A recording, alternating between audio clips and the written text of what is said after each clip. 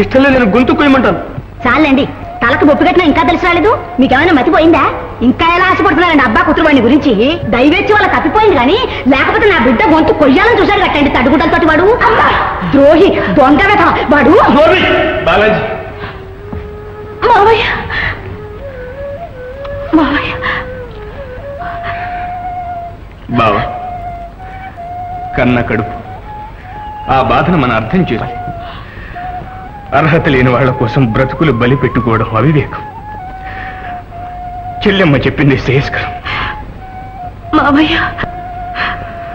ఇంతకాలం అనుకున్నవన్నీ జరగడానికి నాకు అదృష్టం ఉండొద్దా తల్లి? మా అందరికీ మిగిలింది నువ్వు ఒక్కతే. కావలసింది నీ సుఖమేనమ్మా. సుఖం గొంతుకు ఉరి వేసుకోవడమేనా మావయ్య సుఖం? నేను వేరే ఎవరిని చేసుకోను, ఇలాగే ఉండిపోతాను. అమ్మా, ఏ సుఖానికి నోచుకొని ఈ ముసలివాడు నిన్ను యాచిస్తున్నాడమ్మా. ఈ ఒక్క కోరిక చెల్లించలేవా? నీకు అన్యాయం చేయలేదన్న సంతృప్తిగా నాకు మిగిలినవా? మావయ్య,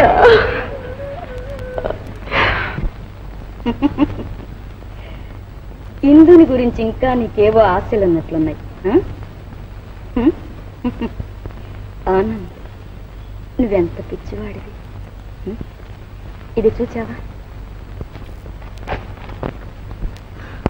హిందూ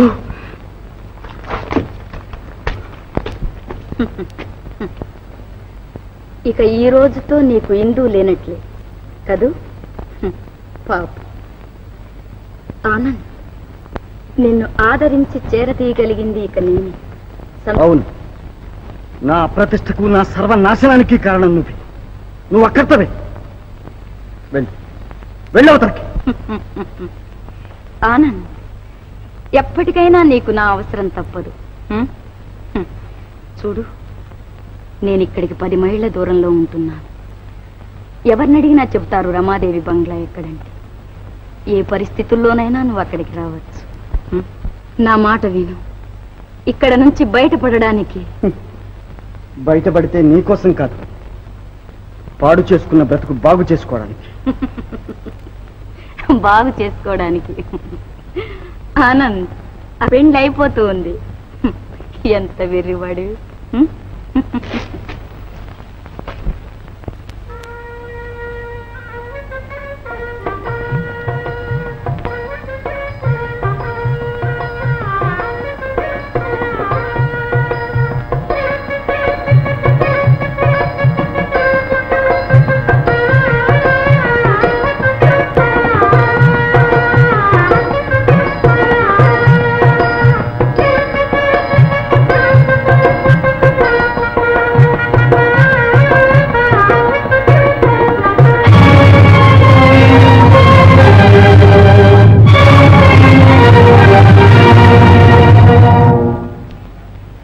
పెళ్లి, ఇందుకు పెళ్లి కాదు, కానివ్వను. నన్నే నమ్మింది, మనసిచ్చింది. ఇందు ఎన్నటికీ నాది. నా ఇందువును దక్కించుకోవాలి. పోవాలి, తప్పించుకుపోవాలి, పోవాలి.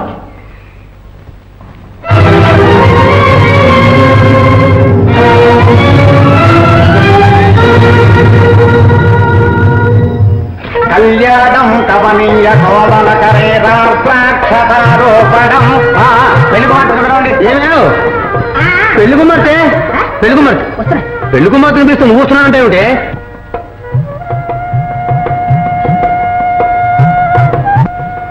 ఎవరు?